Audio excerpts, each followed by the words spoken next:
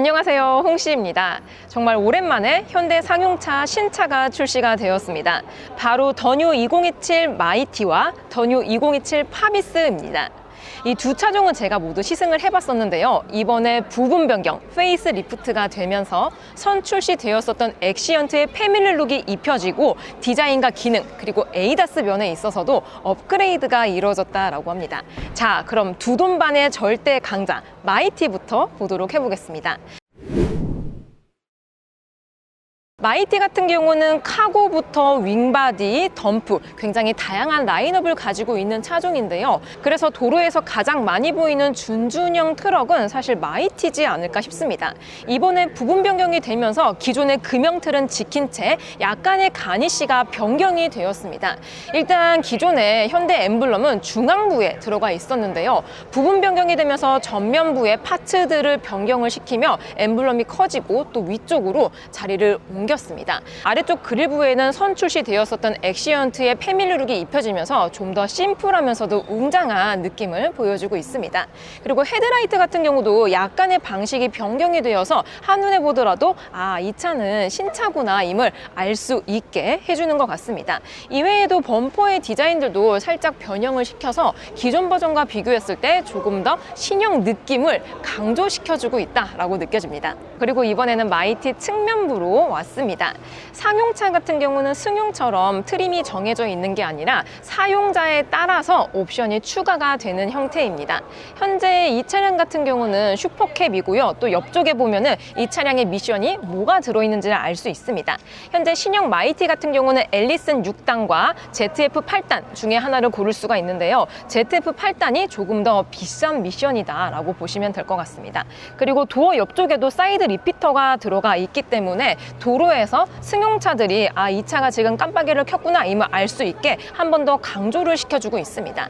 그리고 상용차 같은 경우는 부분 변경을 거치면서 금형틀을 변화하기가 쉽지 않기 때문에 이런 데칼 위주로 많이 바뀌는데요. 신형 마이티 같은 경우도 기존에 없었던 데칼이 추가가 되면서 뭔가 좀 더 샤프해진 느낌이 듭니다. 그리고 이것도 이제 장축인지 초장축인지 단축인지에 따라서 달라지긴 하지만 기존 마이티와 비교했을 때 전륜의 타이어 스펙이 조금 더 광폭이 들어간다라고 합니다. 이는 조금 더 적재를 했을 경우에 안정적인 노면 그립감을 가져갈 수 있기 때문에 확실히 디자인만 예뻐진 게 아니라 기능적인 측면에 있어서도 안전해졌다 임을 알 수 있는 대목인 것 같습니다. 그리고 마이티 같은 경우는 적재함이 단축부터 극초장축까지 이루어져 있습니다. 현재 이 차량 같은 경우는 초장축이 들어가 있기 때문에 휠 베이스가 약 4,400mm 정도가 됩니다. 확실히 마이티 같은 경우는 이 적재함의 스펙트럼이 굉장히 넓은 차종이기 때문에 선택하는 즐거움도 있지 않을까 싶습니다. 그리고 이번에는 마이티 후면부로 왔는데요. 부분 변경답게 라이트 방식이 변경이 되었습니다.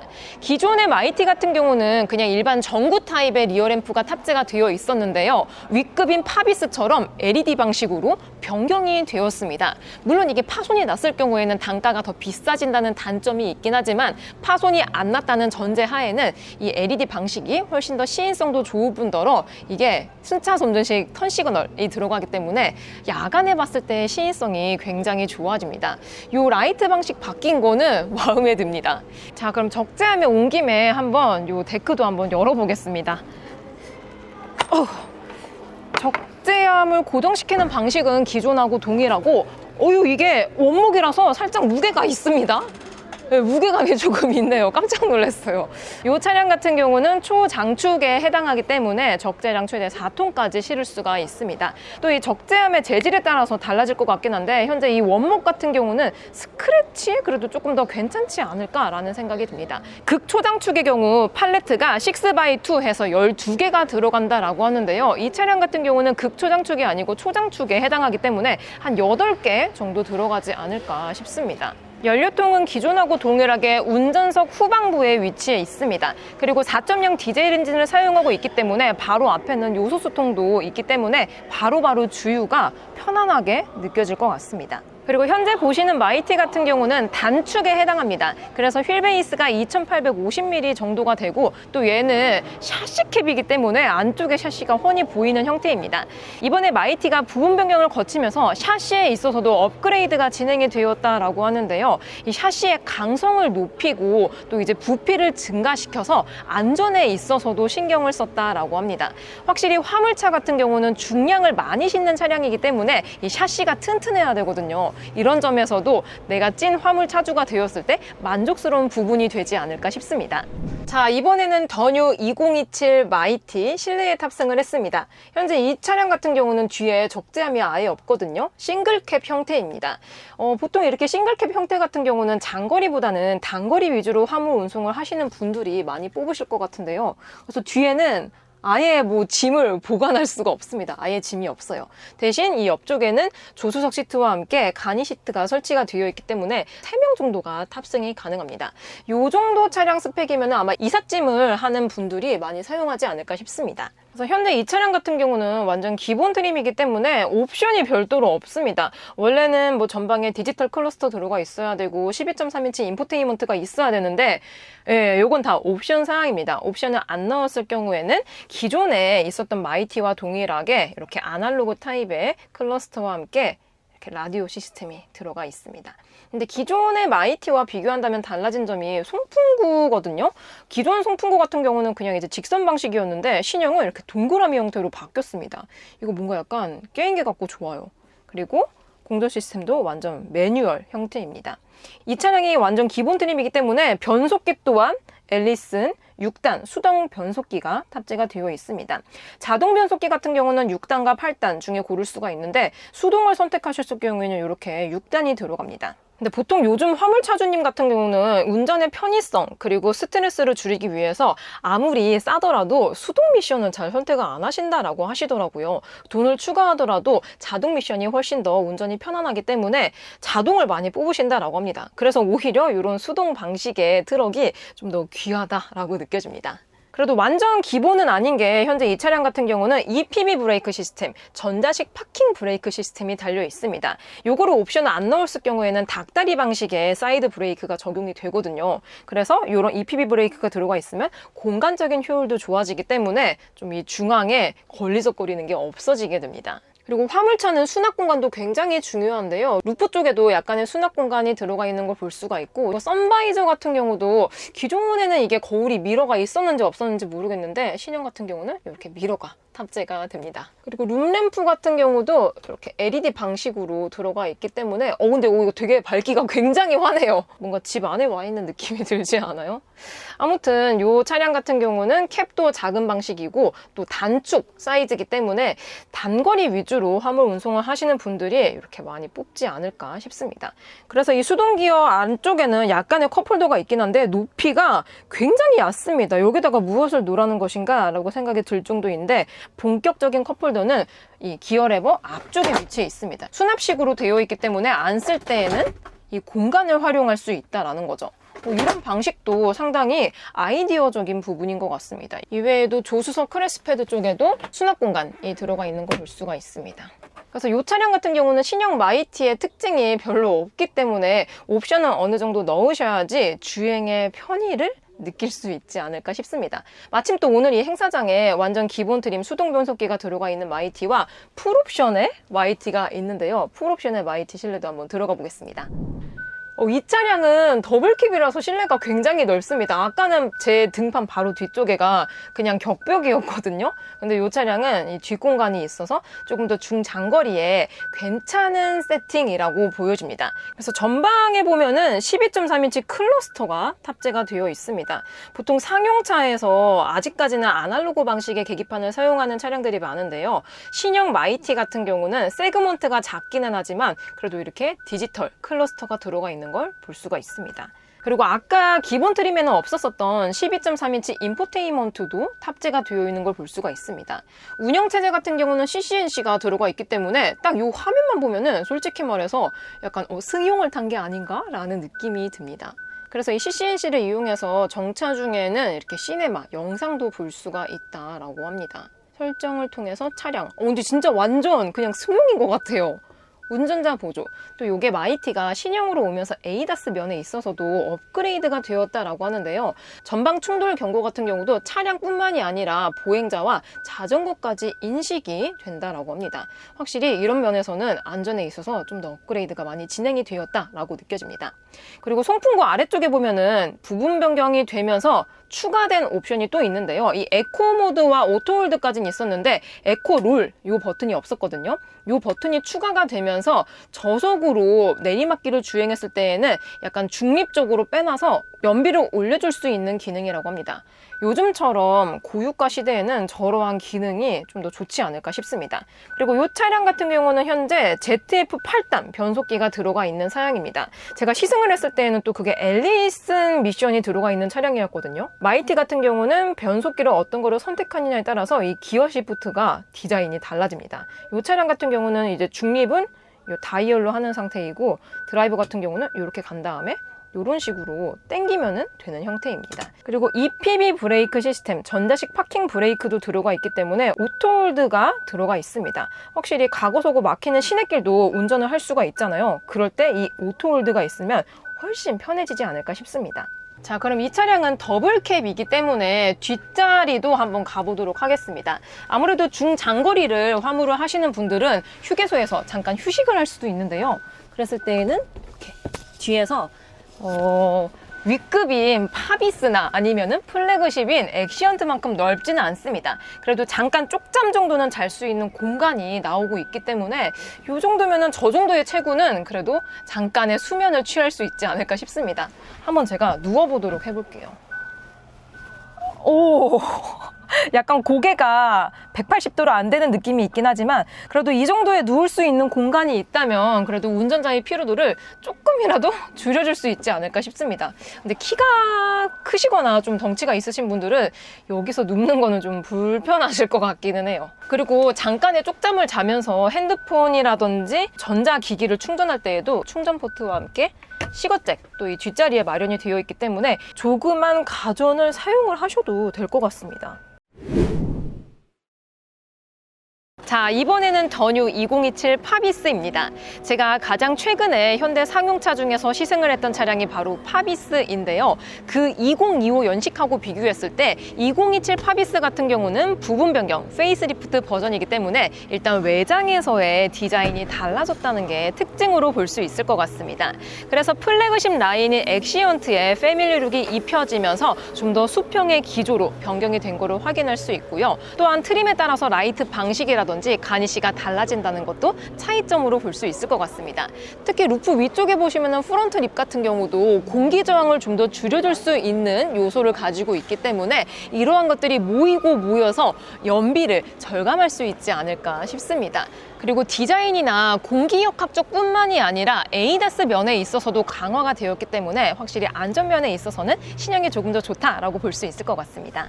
자, 이번에는 더뉴 2027 파비스 측면부로 왔습니다. 전면부와 달리 측면부 같은 경우는 사실 화물차, 상용차이기 때문에 디자인면에 있어서는 크게 변형이 되진 않았습니다. 부분 변경답게 약간의 가니쉬와 데칼이 변경이 된 거를 확인할 수 있고요. 특히 파비스 같은 경우는 단축부터 극초장축 플러스까지 마이티와 비교했을 때 좀 더 다양한 라인업을 보유하고 있기 때문에 이 차를 어떻게 활용하느냐에 따라서 최종적인 모습이 달라지곤 합니다. 이 차량 같은 경우는 현재 샤시캡이기 때문에 샤시를 온전히 볼 수 있는 형태이며 특히 이렇게 샤시가 긴 차량 같은 경우는 보통 윙바디라든지 아니면 카고 모델로 사용을 많이 하실 것 같은데요. 최대 팔레트가 거의 12개 이상 들어가지 않을까 싶습니다. 그리고 마이티와 동일하게 샤시에 있어서도 안전을 강화했고 또 기본적인 최저 지상고를 높였기 때문에 적재를 했을 때 적재물을 조금 더 보호할 수 있는 형태로 변경이 되었다라고 합니다. 그리고 부분 변경 이전에 연식 변경에서 리어 램프가 변형이 되었기 때문에 기존과 비교했을 때 리어 라이트의 그래픽은 변하지는 않았습니다. 하지만 요번에 마이티가 2027로 페이스 리프트가 되면서 요 라이트를 아마 공유하지 않을까 싶습니다. 자, 이번에는 더 뉴 2027 파비스 실내에 왔습니다. 현재 이 차량 같은 경우는 기본 사양입니다. 일단 뒷자리에 베드 같은 경우는 요 정도면은 사실 수면을 취해도 될 정도로 공간이 굉장히 많이 나오고 있습니다. 앞서 보여드렸던 마이티와 비교했을 때 확실히 승용도 그렇긴 하지만 상용도 차급에 있어서 퀄리티를 넘어갈 순 없다라고 느껴집니다. 제 시선에 보았을 때 이 차량은 기본 트림이기 때문에 기존의 파비스와 비교한다면은 사실 큰 차이가 안 느껴지기는 합니다. 왜냐하면은 이번 사양에서 가장 큰 변화가 안전 사양과 또 이런 디자인 그리고 디지털 클러스터, 인포테인먼트가 주 변경 사항인데요. 이 차량은 기본 트림이라서 그런 게 없어요. 원래 들어가 있었던 아날로그 클러스터와 함께 디지털 클러스터가 합쳐진 클러스터가 들어가 있고요. 또 이게 내비게이션이 빠져 있습니다. 그래서 뭐 오디오 시스템이라든지 아니면 약간의 수납 공간 정도가 들어가 있는 걸 볼 수가 있습니다. 그리고 파킹 브레이크 시스템 같은 경우도 기존하고 비교했을 때 크게 달라진 부분은 없는 것 같습니다. 기어 시프터 같은 경우는 이 핸들 뒤편에 이렇게 다이얼 방식으로 변경을 할 수가 있습니다. 그리고 에코 모드가 이게 기존에도 있었는지 기억이 잘 안 나는데 이 에코 모드 버튼을 이용하면은 유류비 절감 효과도 느낄 수 있다라고 합니다. 그리고 스티어링 휠 디자인 같은 경우도 기존 버전과 비교한다면 사실 크게 달라진 포인트가 없는 것 같습니다. 사실 상용차 같은 경우는 디자인이나 옵션 때문에 사는 게 아닌 업을 하기 위해서 사용하는 차종이기 때문에 이런 외부적인 모습보다는 안전, 기능에 있어서 조금 더 중요한 면이 많습니다. 그래서 그런지 특히 기본 트림 같은 경우는 사실 부분 변경이 되었다라고 하더라도 이 틀 자체는 크게 변하지는 않은 느낌이 있어요. 그래서 루프 위쪽에는 타코미터와 함께 이렇게 룸램프 사용할 수 있는 레버가 들어가 있고 진짜 이게 기본 트림이라서 그런지 옵션이 많이 빠져 있죠. 이외에도 휴식을 취할 수 있는 공간에도 사실 이게 풀옵션 사양하고 비교한다면은 뭐가 많이 빠져 있긴 합니다. 그리고 이 안쪽에도 원래 도어를 조정할 수 있는 버튼이라든지 이렇게 기능 이런 것들을 조절할 수 있는 게 있는데 기본 트림은 그런 것들이 죄다 빠져 있습니다. 진짜 베이직해요. 이 운전석과 쉴 수 있는 공간을 분리할 수 있는 커튼 레버 정도만 달려 있습니다. 자, 그럼 이제 풀옵션 사양의 파비스도 한번 들어가 볼게요. 자, 이번엔 드디어 풀옵션 사양의 더 뉴 2027 파비스 실내로 들어왔습니다. 앞서 봤었던 기본 사양과 비교했을 때 확실히 컬러면에 있어서 바리에이션도 조금 다르다라고 느껴집니다. 운전석 시야 기준으로 도어 트림에 군데군데 라임 컬러가 배치가 됩니다. 그리고 전방에 드디어 12.3인치 디지털 클러스터가 들어가 있고요. 운전자 모니터링 시스템도 위쪽에 패널이 위치해 있기 때문에 졸음운전을 했을 경우에 경고나 진동을 띄워줍니다. 그리고 아까는 이 자리에 진짜 아무것도 없었거든요. 그냥 라디오 패널과 약간의 수납 공간만 있었는데 풀옵션 사양 같은 경우는 지금처럼 12.3인치 모니터가 탑재가 됩니다. 다만 이게 좀 급조한 느낌이 들거든요. 이게 패널이 좀 이렇게 위로 많이 솟아 있습니다. 그래서 제 기준으로 손바닥이 하나가 다 들어가는 정도의 약간의 공간이 발생을 합니다. 그래도 이렇게 CCNC 운영 시스템을 가지고 있는 내비게이션이 있기 때문에 별도로 뭐 핸드폰이라든지 거치를 안 하더라도 내비를 사용할 수가 있고요. 그리고 또 이 CCNC 시스템을 사용하게 되면 좋은 점이 뭐냐면 OTA 업데이트와 함께 무선 폰 프로젝션이 가능합니다. 그래서 나는 티맵이 좋아 하시는 분들은 그냥 무선으로 연결해서 쓰시면 돼요. 그리고 아래쪽에 공조 시스템이라든지 에코롤 버튼도 파비스에 들어가 있는 걸 볼 수 있습니다. 그리고 루프 위쪽에 무시동 에어컨 시스템이 들어가 있습니다. 요게 있으면은 특히 여름철에 진짜 좋거든요. 제가 현대자동차 선탑 대신 해드립니다 시리즈 마지막에 촬영을 했었던 차량이 바로 제가 타고 있는 파비스였는데요. 제가 이 차량으로 실제 차박도 해봤거든요. 근데 그때 당시에는 7월달인가 굉장히 무더운 여름철이었는데 이 무시동 에어컨 시스템 덕분에 정말 쾌적하게 차박을 했습니다. 특히 이렇게 중형급으로 오게 되면은 이 뒤쪽에 쉴 수 있는 공간이 극도로 늘어나기 때문에 그냥 진짜 캠핑카처럼 편안하게 쉬었던 기억이 갑자기 납니다. 루프 위쪽에는 타코미터 시스템과 룸램프를 사용할 수 있는 버튼이 배치가 됩니다. 그리고 이번에는 신형 파비스 뒷자리로 한번 와봤는데요. 아까는 없었던 이렇게 컨트롤러도 있는 거를 확인할 수가 있습니다. 이런 것도 싹 다 옵션인 게 살짝 아쉽기는 하지만 나는 장거리 위주로 화물 운송을 한다 하시는 분들은 확실히 요거 있는 게 진짜 편안합니다. 저는 실제로 이 차량으로 차박을 해봐서 느껴지는 바예요. 왜냐면 여기 눕고 나서 무언가를 컨트롤하기가 되게 귀찮더라고요. 근데 이 안쪽에 이 컨트롤러가 있게 되면은 다시 막 왔다 갔다 일어나지 않아도 돼서 확실히 편했습니다. 확실히 마이티와 비교했을 때 시트도 다릅니다. 진짜 침대처럼 편안하게 받아주고 있고요. 공간 자체가 엄청나게 넓다 보니까 이 정도 사이즈면은 장거리를 가더라도 문제가 없다라고 느껴집니다. 그리고 제 앞쪽에는 간이 매트리스도 들어가 있는 상태인데요. 이것도 제가 알기로는 아마 옵션 상태인데 이렇게 하면은 좋은 점이 세로로도 무언가 짐을 또 놓을 수가 있습니다. 별거 아닌 것 같긴 하지만 정말 사용자 입장에서 디테일하게 신경을 써서 만들었다라고 느껴집니다. 자, 드디어 더 뉴 2027 마이티 시승입니다. 여기는 트랙처럼 꾸며놔가지고 공도가 아니고 일반 도로고 제가 시승하고 있는 차량은 카고 모델입니다. 자, 그럼 사이드를 내리고 한번 출발해 보도록 해보겠습니다. 일단 저는 D 드라이브 놓고 주행을 합니다. 근데 처음 이렇게 딱 출발했을 때 느낌이 지금 이게 공차 상태예요. 제가 늘 상용차를 리뷰할 때는 정말 아쉬운 점이 있는데 요거예요. 공차 상태라는 점. 근데 일단 제가 평소에는 상용차를 리뷰할 때 맨날 공차 상태였기 때문에 제가 또 이 현대자동차의 상용 시리즈물 중에서 선탑합니다. 대신 선탑해 드립니다. 1편이 공교롭게도 마이티였습니다. 그때는 2024인가 2025 마이티를 시승을 했었는데요.